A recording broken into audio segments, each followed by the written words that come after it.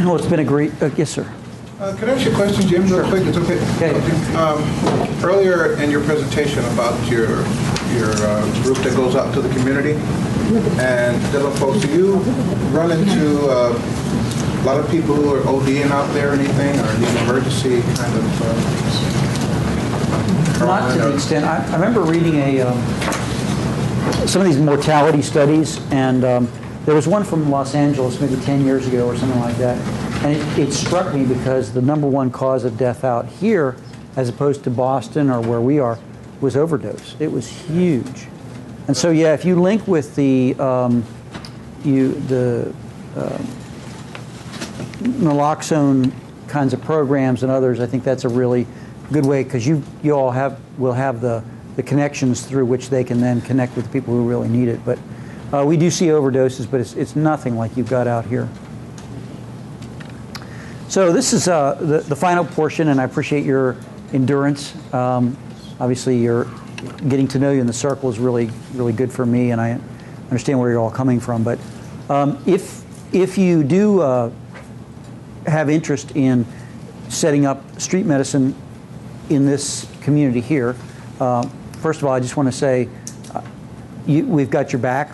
We're in it for the long haul for this issue with you all. Even if you are in a different part of the country or wherever you go. I think today we've become part of the same soup. I had a friend that used to say, you know, when you stir the soup, the same carrots and peas keep coming up, and I think you guys are, we're in the soup now together. So I think we're connected, just like our street friends. But setting up a street medicine program in your community is somewhat of a science, but mostly an art. And it's very different with each person, very much in parallel with how each person you work with on the street is a different person. Each community has its own personalities, its own street folks, its own issues and stakeholders and prejudices and all kinds of things like that.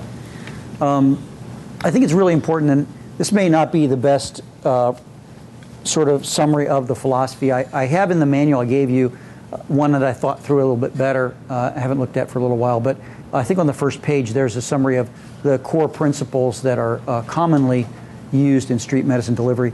But it's the things we talked about in our circle. You have to respect people. They have to trust you. Otherwise, nothing's going to happen. You've got to acknowledge their actual life, their actual reality, because otherwise you're playing games. You go around in circles. You have to be flexible. You have to be persistent. You've got to forgive each other. That's what I consider grace. Is the capacity to just say, hey, I screwed up, okay? And people then get the permission to say that of themselves. And ultimately what you get out of the building of a good street medicine program is a healing of community, a wholeness where there was fragmentation. You begin to link and you say, we're in this together.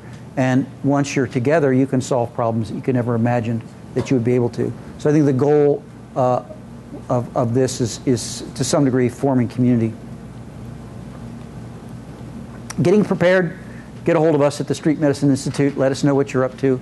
And as we build our capacity, we'll be better and better at helping you. But we have a lot of folks in different parts of the country and around the world who are best practices at this point.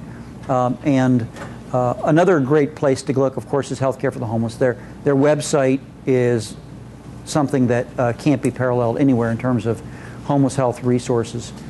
Get to know your local Healthcare for the Homeless, unless you're part of it, you know, get to know it better. And we actually have a relationship all the way up to John Logier. He's been at most of our meetings, and he understands the unique role of street medicine in addressing the homeless health issues, and has been very supportive. So it's a partnership, and sometimes, like in Boston, it's the same program. But there's some things you can do sort of as a guerrilla group sometimes that Healthcare for the Homeless can't do under the bridges. So some of the things to think about as you step into this, and I just go back to my first days. I had this, once in my whole career, I got a month of sabbatical. And it just happened to coincide with that moment. So it's another one of those amazing coincidences. And I spent that month and a bit more going out into the homeless community and getting to know the terrain. So I think you need to make a survey of what are the resources and systematically keep a journal and keep a log of what you see. I had a nurse who was the coordinator for all the health care for the homeless services, who was my guide, and she took me around to all the places and introduced me, and it was an incredible eye-opener for me. Then I think it helps to also get closer to the homeless themselves, and I think in the next slide I suggest that you do some volunteer work or something where you can kind of just listen, because you want to get the straight scoop from the street people themselves. One of the things that we found that makes a street medicine program work or not is some kind of medical champion. Sometimes it's a physician, sometimes it's a nurse. Nurses tend to get this better than doctors. They're out there sooner and longer. But there are reasons that physicians are, a physician at least, is invaluable in terms of medical legal issues and those kinds of decision-making processes. So start to try to look around for a medical champion, which is a term we use. You're going to want some group or people that can take you out on the street, that know the street, that the people on the street trust, and that's the ambassadors, the guides. Mike is my example of that. They're out there in most cities, under the radar. They're doing their work. You want to decide what your scope of intervention is going to be. Again, talking with us about what fits your matches your resources and your skill set, et cetera, would be really important. But you want to start small. You want to always undershoot in terms of how much you want to bite off until you know what you're doing. And then you have to address the issues of malpractice, look into it, and think about your records, because it's really important to keep records. My first records were my journal. Then it quickly became paper records, where it was like his name was Bobby, but the next day his name was Johnny, and then the next time it was George Washington, and whatever it was. And so I had to kind of keep track of all this and what tattoos they had. But you need to keep, also records of, that you did this intervention, that the patient was advised of the risks and benefits, that you determined that it wasn't a serious suicide threat, and why. These are things you have to keep records on. So again, when you're doing your reconnaissance of your area, a journal is invaluable. You want to begin volunteering or getting into the homeless arena if you're not already. Finding the existing agencies that are closer to the street people. Again, a review of all the existing agencies. You want to personally go and seek their wisdom. I always try to come in a learning mode to everybody, the street people and the people at the facilities that are out there. Ask the homeless, and this is a little repetitive, I guess. Visit the resources in the attitude of a learner. Then you can use your initial experiences to, as a guide, almost like a pilot study, which is what I did. I had I think it was 119 patients, for some reason, the same number, who I had seen, and then I was able to go to my hospital and say, I already got a pilot study of what their needs are and who they are. And that got us our first grant. When you get out in the streets, you want to, again, select the area, because it might be a big city, and you want to pick an area that you have some potential logistically of being able to work with. You have to consider safety, and that's a long topic, but we could get into that at some other time. But the guides are invaluable. You want to have someone keeping an eye out. You have to kind of use your street savvy guides as your almost like the team leader in your work. Learning not to go into risky areas, etc. Start small and do not promise more than you can deliver. One of you guys said that in the group. It was really important, because as soon as you begin saying more than you can deliver, people will realize you're not for real, and you'll blow your credibility. It's far better to say, I don't know, I'm kind of in this with you, we'll give it a shot, whatever. The streets will teach you. If you keep it on the streets and you keep learning from the streets, then everything at your program, no matter how big it gets, everything your program does will make sense for the streets, and therefore be kind of integrated from top to bottom. And again, one of you guys said, be consistent. Don't say one thing, do something different. Outreach, again, I talked a little bit about in our circle, is partly getting to know the streets. It's partly getting to know you as a street outreach person, street clinician. You want the same teams perhaps to get to know the same areas, so there's a trust built. And then it's really important to to try to take a multidisciplinary approach. Always have someone who knows the streets, who is homeless in there, but it's not a doctor thing, it's not just a nurse thing. You need to get the social workers and the other groups involved. I love the approach that they use in Santa Barbara, where it's truly a multidisciplinary approach. And one of the rules that we've had to kind of declare is nobody owns the streets. When you get involved in the streets, you're going to find other groups that are out there that you can learn from, and many of them will embrace you as another partner. Some of them will say, you don't belong out here, get lost, we own the streets. That's really not true. If there's a need, you have a right to be out there to deliver it. The best you can possibly do, you do want to coordinate, you don't want to duplicate services. But I had to learn to stand up to certain other groups that felt I had no right to be on the street when I knew from what I was seeing that I did. Then you begin what I call the interesting process of inreach. After a while, you're de la calle, if you will. You're in the streets. You know the guys and the women on the streets. You love them. You're frustrated with them. You've seen the frustration of how they're treated. You've witnessed it or even experienced some of the rejection that the greater community has for them. So there you are. And it's like bringing your fiance that you love, that your parents aren't necessarily going to approve of, to them, and you're in the middle. So there's these things that popped into my head one day, the kind of the steps of inreach for me. Inreach is the process of walking with people in solidarity, that's the good word these days, into the resources that make sense for them, that they're motivated to seek. We do a lot of things with identifying what's the wind in their sails, and sometimes it's something that's a little off base, like I want to be a movie star or something, but you go with it because it puts wind in their sails, and then you can use the steerage way then to maybe help direct the momentum that you get to some good place. But you got to acknowledge their own motivation and nurture it. But once they begin to want to make changes, you're with them in it. And so the first principle is collaborate. You want to seek everybody. Anything that makes sense to a street person is going to have to make sense to you, be it the bus drivers or the ERs or whatever it is. So you collaborate and you go to them like I did with the cops, and you say, please teach me, I want to partner with you. Everybody becomes your client. The ER becomes your client in terms of almost like a business model, and you want to make that relationship work. So you collaborate.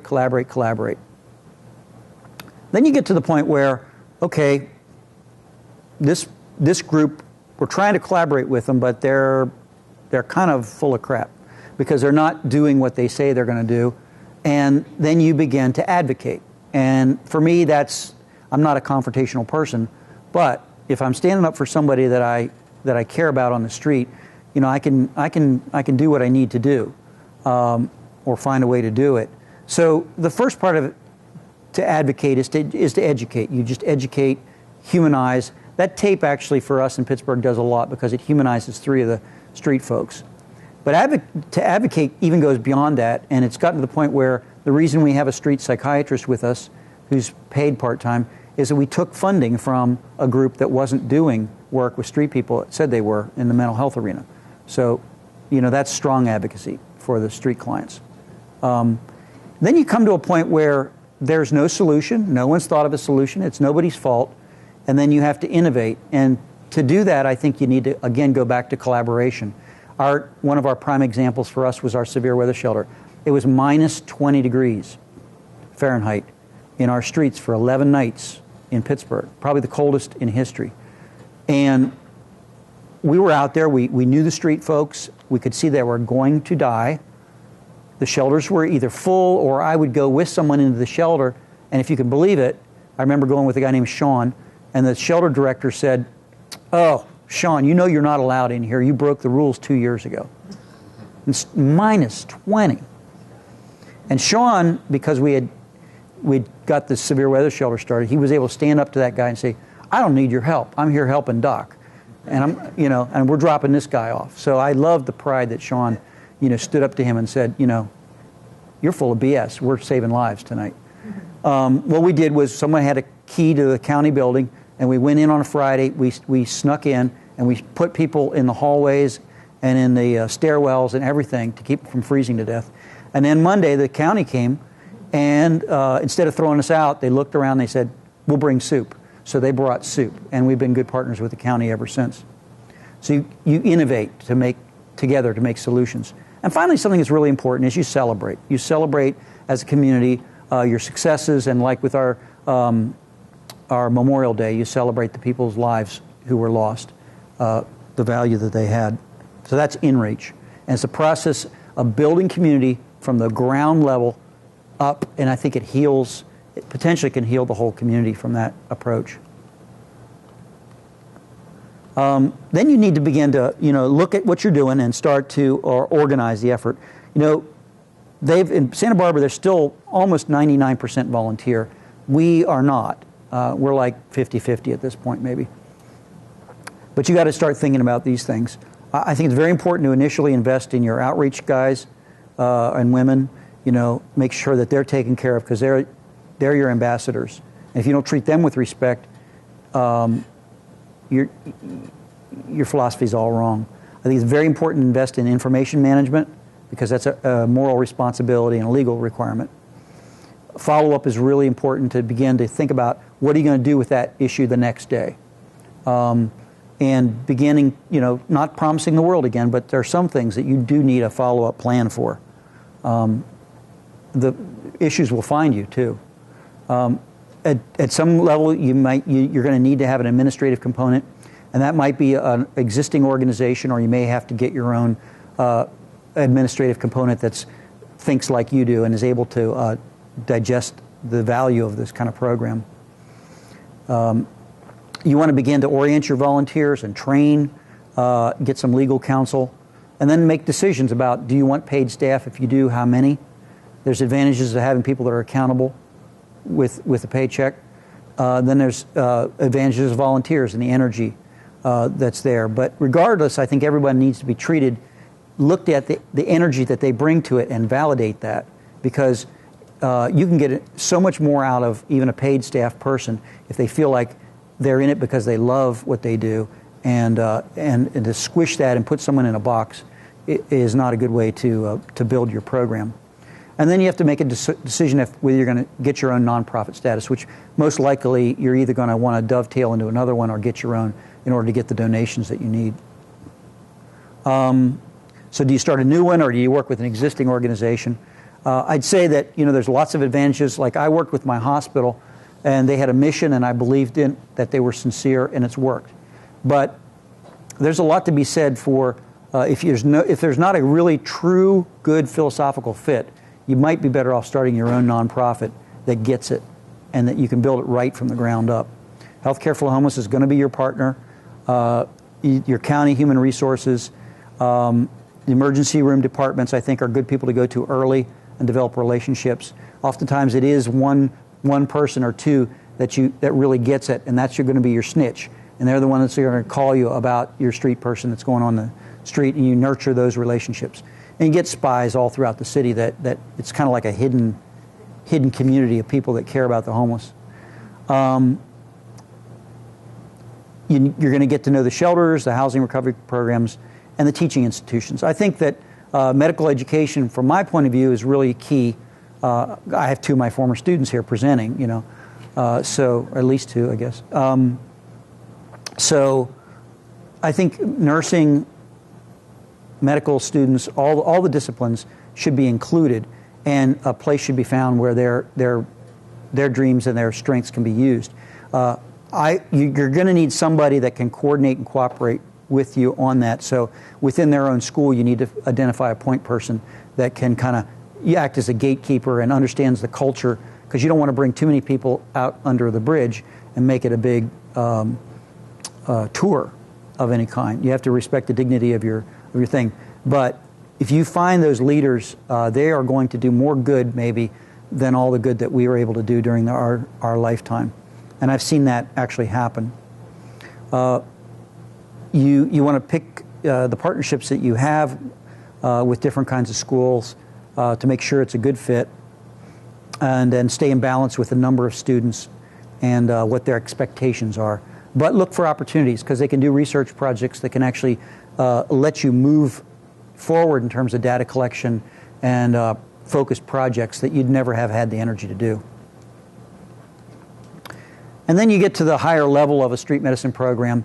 Social service isn't that high. It's a very primary thing, but it's something we didn't have in the beginning. And I think that social service is a component that is really important to install as soon as you possibly can, because the street folks are going to need someone to give them that counseling and understand what their reality is. I think the 24/7 coverage is a really good thing. If you've got a team of docs who can cover that, it's really not that big a deal. And if you bit off that you're going to do a street medicine program, I feel it's a lot better to know what's coming at you ahead of time than to wait until you have to react to it. You then have to think about your referral systems, find primary care options, get to know what those barriers are. You've got to apply for medical assistance. When you get the letter of denial, that's a good thing, because you can take the letter of denial and you can go to this clinic and that one, show that you tried, and then you can get in. So you get to know the process of getting into primary care, and then you can help folks do that. Then you can build on things like housing first, usually. We have legal programs that counsel people, and then focused projects like our tuberculosis and other projects that we do. Domestic violence we have a good relationship with our shelter. So those are just some really brief guidelines on building your own street medicine program. And I hope that you guys can build on what you're doing with what we've shared today. If you do have a group that wants to get out into the streets and do street medicine in the way that we portrayed it, we welcome all communications possible. Want to stay connected with you all and be supportive and learn from you as well. So at this point, I want to thank you very much for allowing us to come here, for the support that you gave us and the logistics. Thanks. And just open this up to any further thoughts that you had in conclusion here about your ideas on this, suggestions for us. This is our first training we've ever done. So we appreciate you being guinea pigs for us.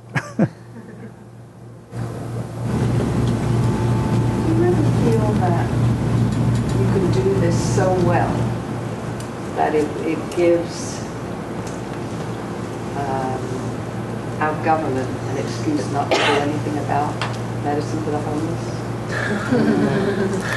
Yeah, I think the emergency rooms, I have a friend who, he started the Volunteers in Medicine.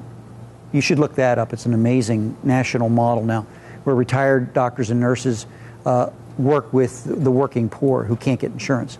But he was at a panel where a certain president was, and he was the last person in the line. And he explained what he was doing. He says, well, I help set up clinics where retired healthcare people can serve people that can't get healthcare because they don't have insurance. And that certain president slammed his hand down on the table, and the security guys were all going like this. And he says, that's absolutely a misrepresentation. We've got plenty of emergency rooms that can handle people. What do you say when you hear something like that? I think that we always try to use every contact we have to educate everybody involved that this is a tragedy, that people are out there, that this is not adequate care, that we're not we're not providing what people really need. We're just beginning to go where they are. So we try to use every encounter to educate that we need to do better than this. But people will always find excuses not to do what ought to be done. So we kind of expect that as part of the story. Yeah, I want to applaud all your efforts and what you have been doing so far. It's so encouraging and laudable, and I hope that you keep on good work. So now, there are some of the trainings we have today that we don't have any handout on, or so we saw them on the slides, but we don't have anything like apart from whatever we judge or we wrote down on our papers. Do you know whether there's any website we can visit where we can get some of those information that was presented or something like that so that we can be able to get some additional information? I don't have a problem with addressing that issue sort of after the fact, and I apologize for that. Like I said, we were all running around. She was in Haiti. I was doing other things, and but we can certainly make I think the slides available to all of you, and then I have some additional references and places you can go to look up other things. So I think we already supplied our email addresses. I think maybe you can shoot us an email.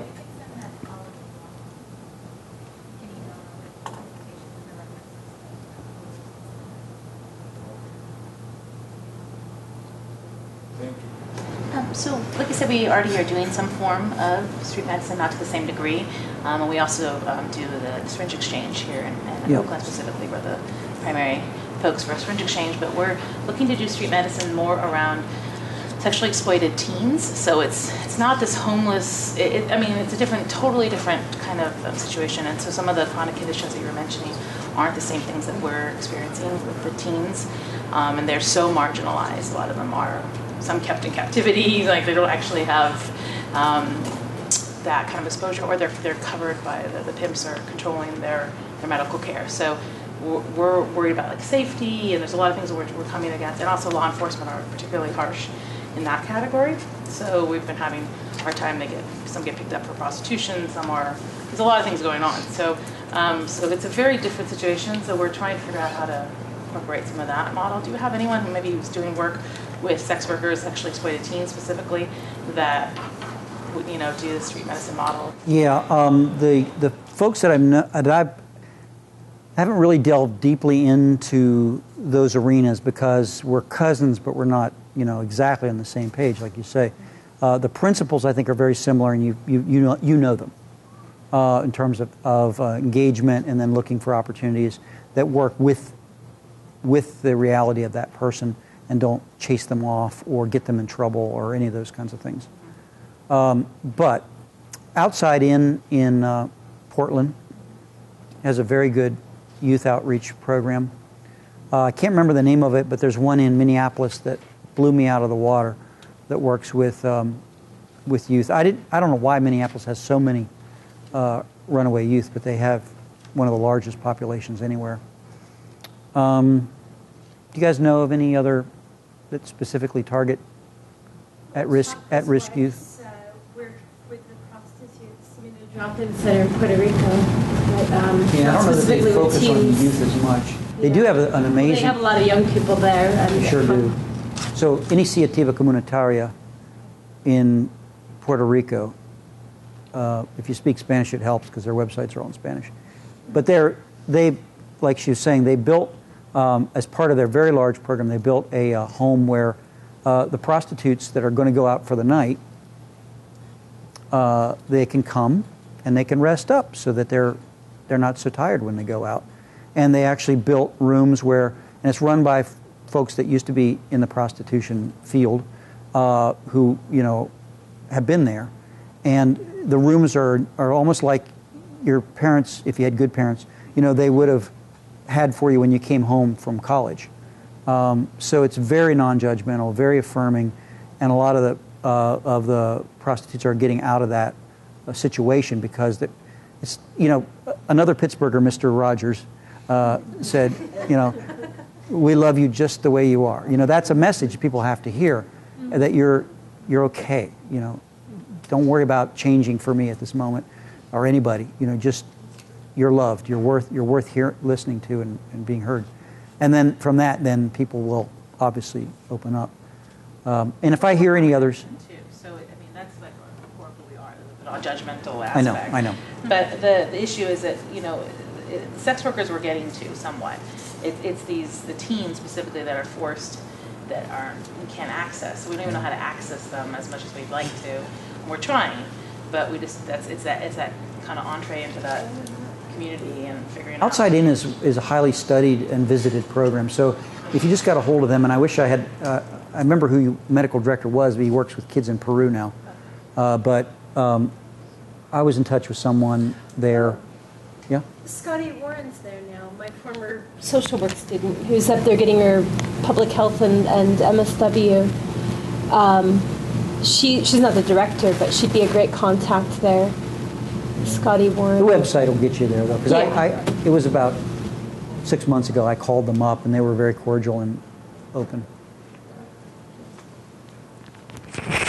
I guess I'm wondering from a funding perspective, when you're approaching funders, how do you measure your effectiveness?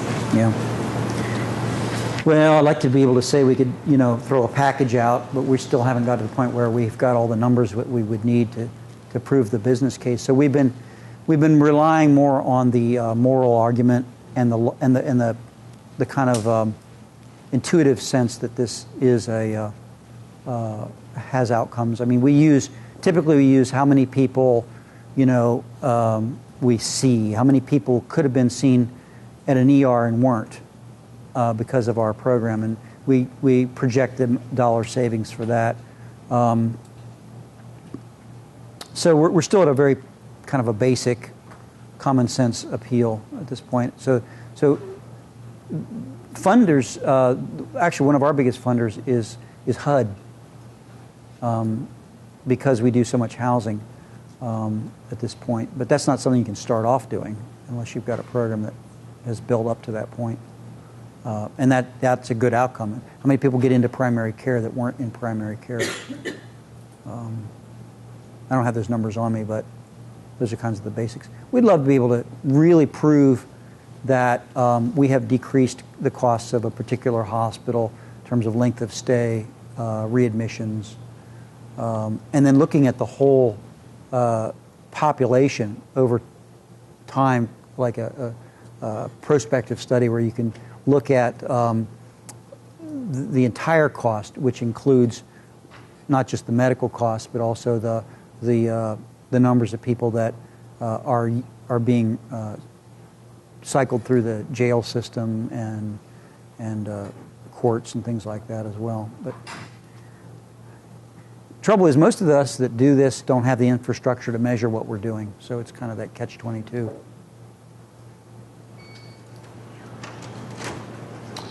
So that's great. Thanks again, and stay in touch, and God bless you all.